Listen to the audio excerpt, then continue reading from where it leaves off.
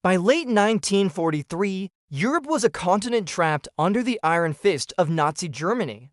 The Allies, having fought and bled across multiple theaters, faced a decision that would shape the rest of the war: how to strike at the heart of German-occupied France. The stakes were immense. Stalin, fighting the Wehrmacht across the vast expanse of the Eastern Front, demanded a second front to relieve Soviet forces, while Churchill, haunted by the failures in France decades before, advocated caution. In London, Field Marshal Alan Brooke, the chief of the Imperial General Staff, met regularly with the Prime Minister. His voice was measured, even when pressed by Roosevelt's emissaries, yet firm. Britain had endured catastrophic lessons from Dunkirk, the Greek campaign, and North Africa. The Americans, by contrast, carried a freshness born of inexperience. Their military had been modernized, but untested on European soil. General George Marshall, the U.S. Army Chief of Staff, insisted that the Allies strike decisively. To him, Normandy was the ideal location for a concentrated assault that could penetrate the Atlantic Wall and force Germany onto the defensive. This clash of philosophies, caution versus audacity, permeated every planning session. British officers argued for incremental, attritional campaigns to wear down the enemy. American leaders, influenced by Roosevelt's urgency and Stalin's demands, pressed for a single, decisive blow. The Tehran Conference of November 1943 became the crucible in which these competing visions were tested. Stalin, exhausted but politically astute, pressed both the Americans and British for a concrete plan. "The Red Army bleeds in the East," he reportedly reminded Churchill. "We cannot fight alone forever. You must open the Western Front." Churchill reluctantly agreed. The Americans' optimism was no longer negotiable. The Allies had to act. Thus, Operation Overlord was born, a plan to land tens of thousands of troops on the beaches of Normandy, assault the heavily fortified German positions, and establish a beachhead that would open France to liberation. Yet the operation's scale concealed hidden vulnerabilities. Intelligence about German defenses was incomplete. Bombardments were planned without certainty of effectiveness. Amphibious tanks had never been tested in conditions such as those expected off Normandy. Every calculation, every map, every plan would be tested under the crucible of fire. At the heart of the American planning effort was Lt. Gen. Omar Bradley, commanding the U.S. First Army. From the deck of the USS Augusta, Bradley reviewed diagrams, photographs, and aerial reconnaissance of the Normandy coastline. His analytical mind sought certainty in the chaos, yet he knew that no map could fully capture the uncertainty awaiting soldiers on D-Day. Bradley's meticulousness contrasted with the British style, which relied heavily on experience and instinct honed over years of campaign. The cultural gap was subtle but significant. Americans saw planning as a science. British officers viewed war as an art shaped by intuition and history. Meanwhile, in training camps across southern England, American troops drilled relentlessly. Men from the heartland's farmers, factory workers, clerks were transformed into soldiers, yet the shadow of inexperience lingered. The Americans had not faced seasoned German defenders in conditions of amphibious assault at scale. They relied on doctrine, discipline, and faith in leadership. British officers sometimes doubted whether this faith would hold under fire, while Americans bristled at suggestions that caution might be superior to action. Despite disagreements, progress was made. Logistics teams coordinated thousands of landing craft, trucks, and tanks. Bombardment plans were drawn, paratroopers rehearsed night drops, and beach obstacles were cataloged. Yet, for all the planning, uncertainty remained the dominant presence. Could aerial bombardments effectively neutralize fortified bunkers? Would tanks reach the beach under fire? Could the men hold their positions long enough to allow reinforcements to arrive? These questions haunted both generals and privates alike. Across the English Channel, weather became another unpredictable factor. Storms threatened to delay operations or reduce the effectiveness of naval bombardments. Meteorologists argued over forecasts, yet the Allies understood that hesitation could be fatal. Stalin expected action. Hitler's defenses were strengthening, and momentum was critical. The clock was ticking, and decisions could not wait for perfect conditions. This period, the crossroads of strategy, was defined by tension, pressure, and preparation. Every meeting in London, Washington, and southern England, every reconnaissance flight over France, every soldier's drill contributed to the mounting sense of inevitability. History was about to be made on the beaches of Normandy.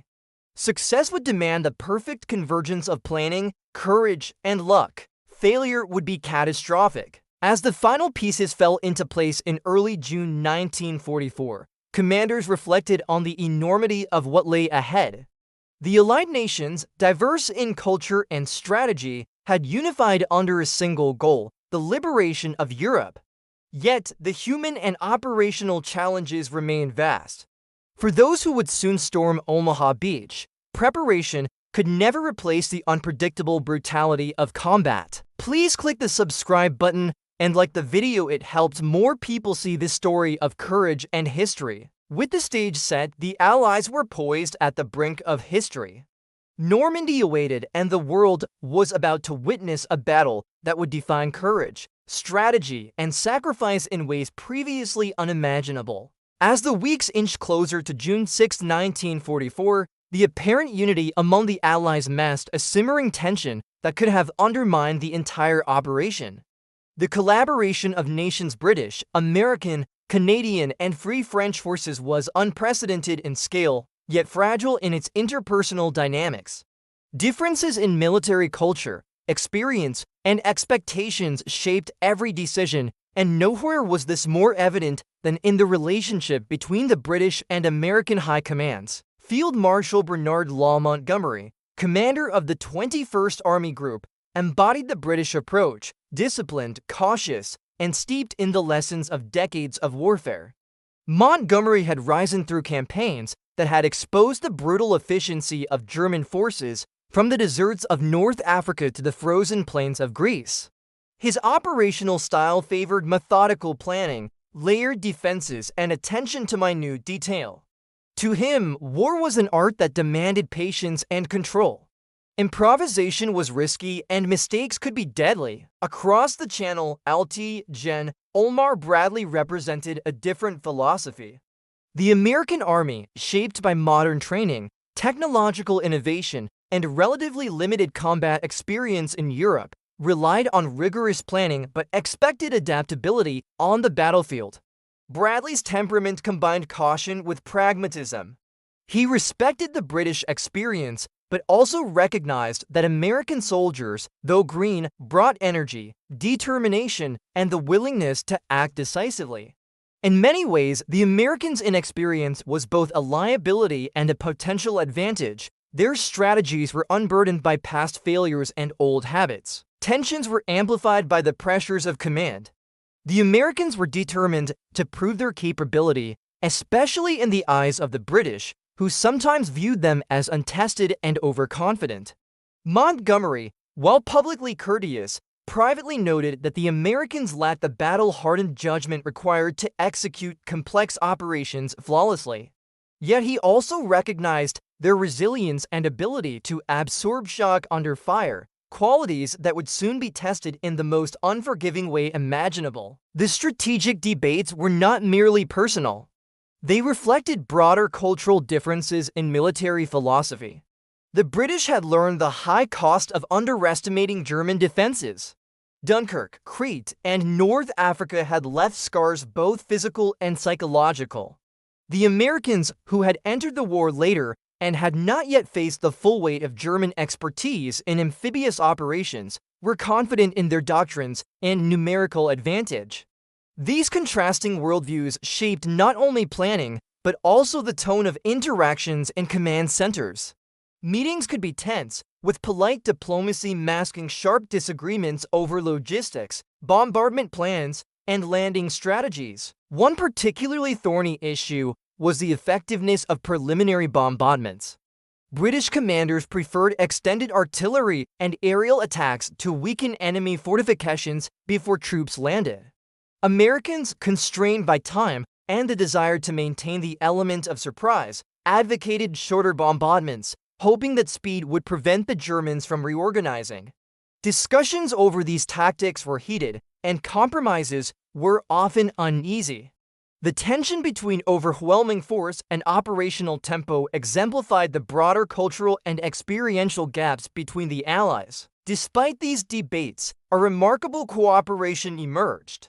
Joint planning staffs coordinated landing schedules, naval gunfire support, and air cover with painstaking detail. British engineers trained American units in beach reconnaissance and obstacle removal, while American logisticians developed innovative approaches for landing craft deployment and supply chains. Paratroopers trained in night drops under simulated fire, learning from British airborne specialists.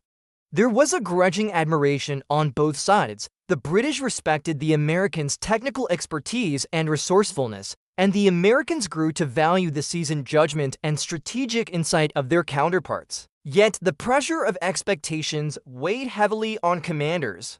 Each decision carried consequences that could ripple through the battle before it even began.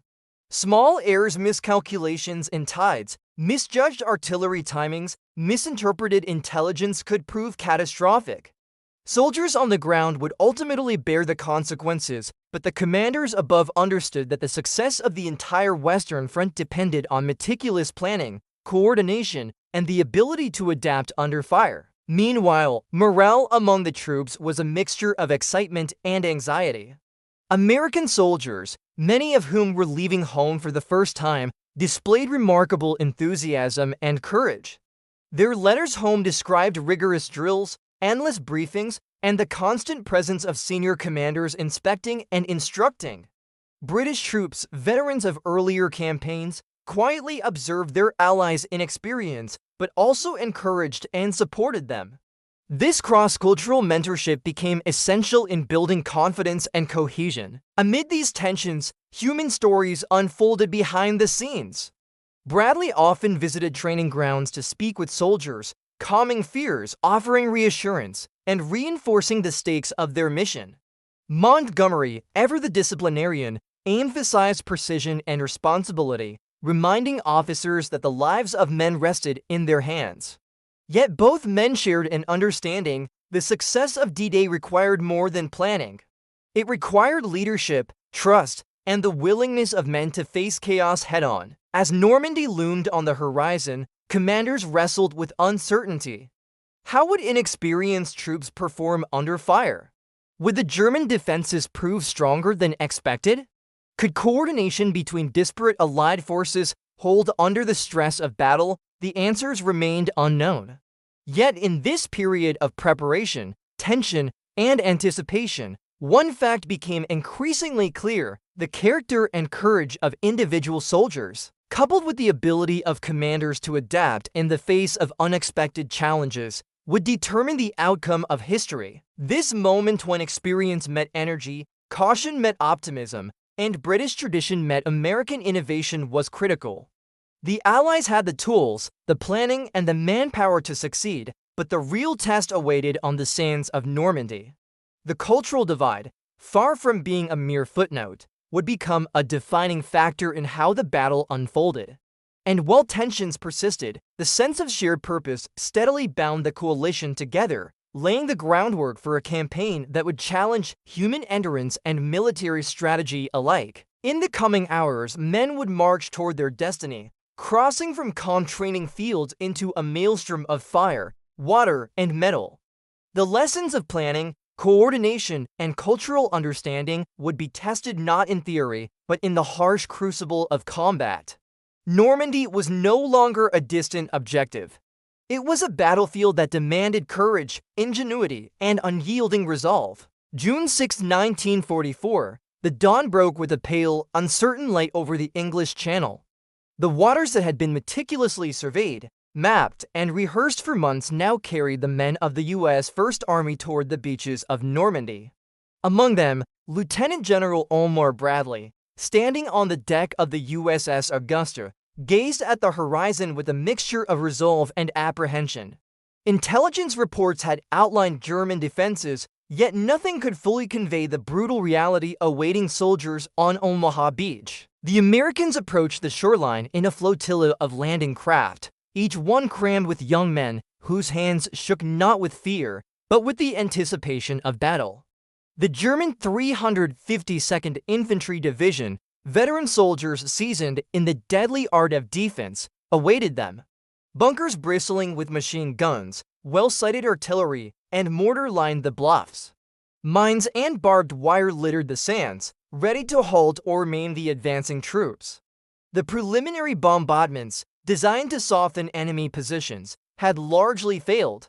Cloud cover obscured targets, miscalculations reduced effectiveness, and many obstacles remained intact. As the first landing craft nosed onto the beach, German fire erupted with lethal precision. Bullets whipped through the air, striking down soldiers before they could even disembark. The surf churned red with blood, and cries of men wounded or killed mingled with the roar of guns. Tanks, meant to support the infantry, sank in the water before reaching the shore, their armor useless against the tide and enemy fire. Chaos reigned as soldiers struggled to navigate the surf, dragging equipment through waist-deep water, while comrades fell beside them. Company of the 116th Infantry faced an almost total annihilation within minutes. Of the 100 men who went over the side of their landing craft, 96 were killed or wounded almost instantly. The human cost was staggering, and yet the men continued to press forward, crawling behind whatever cover they could find, craters, obstacles, and remnants of landing craft. Each step was a battle against both nature and the enemy, a terrifying calculus of courage, fear, and survival instinct. Amid the carnage, leadership was tested as never before. Bradley, though many miles from the individual soldiers, maintained communication with unit commanders, issuing orders, adjustments, and encouragement. Officers on the ground made split-second decisions that could mean life or death for dozens of men. Private soldiers, many only 18 or 19, were forced into acts of improvisation, bravery, and leadership beyond their experience.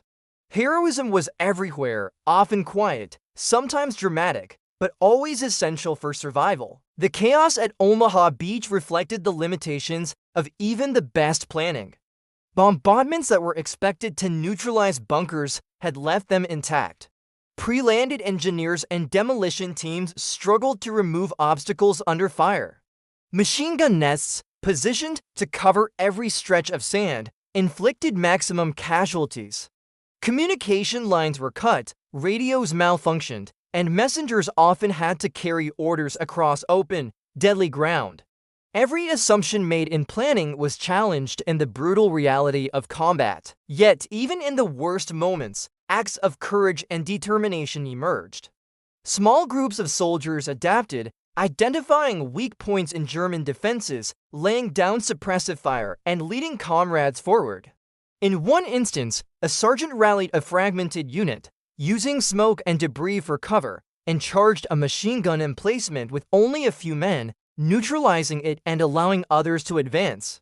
These acts multiplied across the beach, slowly began to shift the momentum, though the cost was immense. The cultural and experiential gaps between British and American officers now played out in the chaos.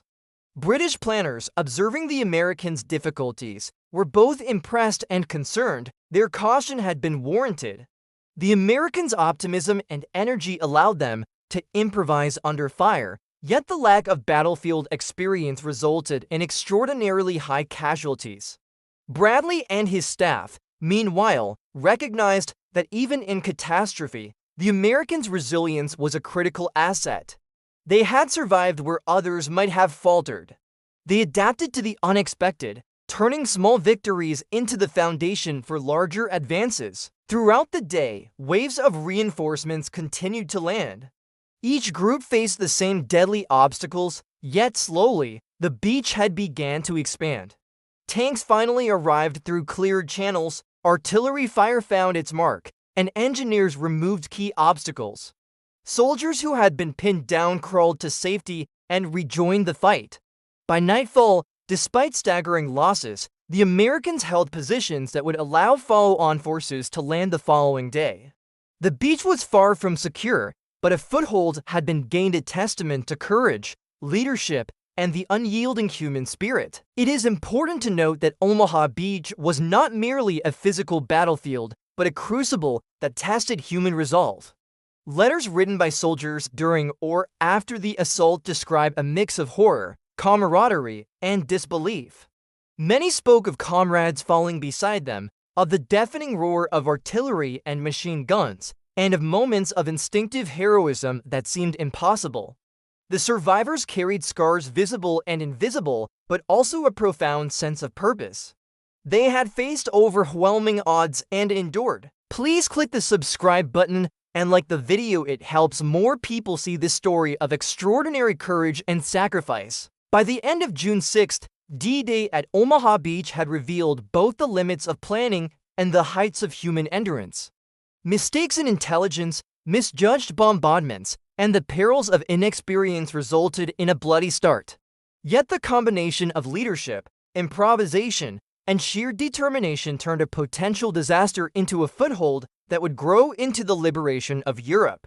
Omaha Beach was a testament to the reality that war is unpredictable, brutal, and unforgiving, but also a stage on which extraordinary courage can shine. As night fell, commanders reflected on the cost and the lessons learned. Casualty lists were horrifying, yet the operation's partial success offered hope. The Allies would continue to push inland, learning, adapting, and overcoming as the Normandy campaign unfolded. The men who had survived that day, and the leaders who had guided them, carried with them knowledge that would shape the remainder of the war. Courage, perseverance, and unity in the face of chaos were the keys to victory. The chaos of Omaha Beach did not end with the first waves of soldiers. By mid-morning on June 6, 1944, the scene was one of both devastation and stubborn determination. Small units that had survived the initial onslaught began to regroup and push inland. Leadership, adaptability, and courage became the defining factors in turning a potential disaster into a foothold for Allied forces. Among those on the sand, a 51-year-old General, Lt. Gen. Omar Bradley, physically limited by a heart condition and relying on a cane, exemplified the steady hand needed amidst the storm. Bradley moved along the command points, observing, encouraging, and making real-time decisions to stabilize units. Communication with landing craft, artillery, and infantry commanders allowed him to coordinate reinforcements, adjust firing patterns, and exploit weaknesses in German defenses. His calm presence instilled confidence in officers who were facing a scene of unimaginable horror. For men pinned down by machine gun fire or taking cover behind debris, these coordinated efforts provided a lifeline. The Americans' approach evolved from rigid adherence to doctrine to dynamic improvisation. Platoons and companies, often separated from headquarters or neighboring units, took initiative. Soldiers advanced in small groups, using craters, wrecked landing craft, and dunes as cover. Engineers cleared obstacles under fire, while medics moved tirelessly among the wounded. Each act of individual or small unit heroism contributed to a larger, cumulative effect that began to erode German resistance along the beach. By early afternoon, Sherman tanks, which had struggled to reach the shore in earlier waves, began to support infantry movements. Their arrival enabled coordinated assaults on German bunkers, allowing soldiers to advance past previously impassable strongpoints. Artillery fire, adjusted to account for real-time observations from forward units, began to neutralize machine gun nests and block enemy reinforcements from moving along the bluffs. The tide of battle was shifting, not quickly, but inexorably. Montgomery, observing the American advance from the British sector, provided guidance and coordination. British units, trained in meticulous planning and methodical progress, were able to assist American forces, advising on tactics for clearing fortified positions and securing strategic points. The combination of British caution, American energy, and innovative improvisation created a synergy that was critical to success. The differences that had seemed so significant during planning became complementary on the battlefield, illustrating the value of cross-cultural cooperation under pressure. For soldiers on the ground, every advance was paid for in sweat, blood, and fear. Accounts of medics rescuing the wounded, officers directing fire while exposed to enemy machine guns, and soldiers improvising tactics to clear obstacles are legion. One private wrote in his journal, "We crawled from shell hole to shell hole, bullets flying over our heads, and still we moved forward.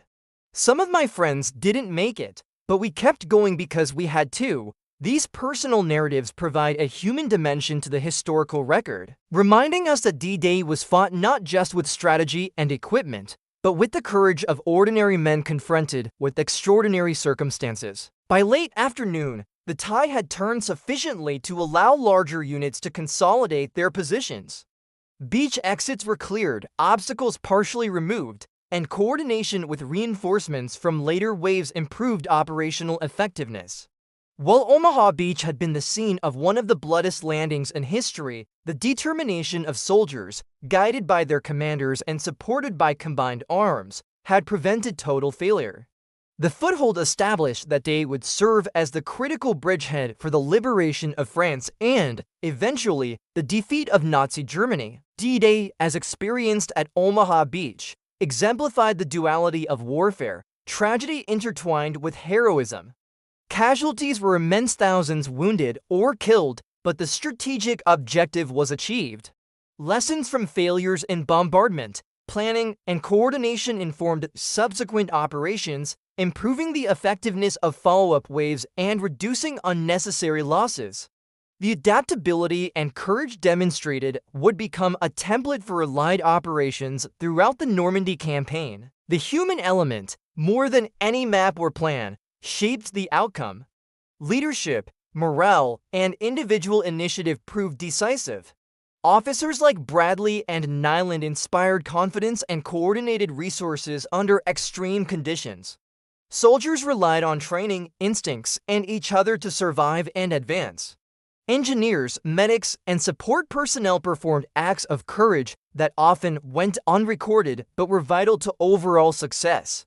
The combination of leadership, individual bravery, and collaborative action created a force greater than the sum of its parts. By nightfall on June 6th, Omaha Beach was still a place of danger and destruction, yet it had transformed from a scene of near-total chaos into a defensible position capable of supporting follow-on operations. Commanders and soldiers alike understood that the battle was far from over.